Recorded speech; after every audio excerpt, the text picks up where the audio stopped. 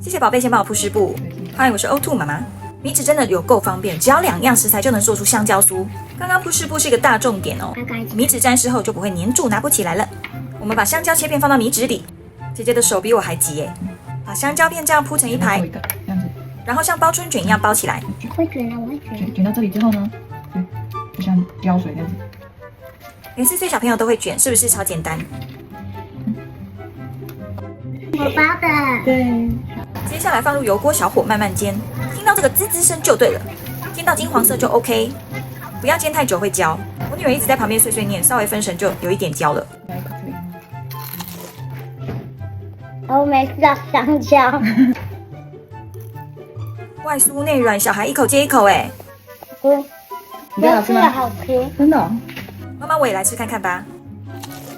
好贵哦。成功吗？我们继续吃了，拜。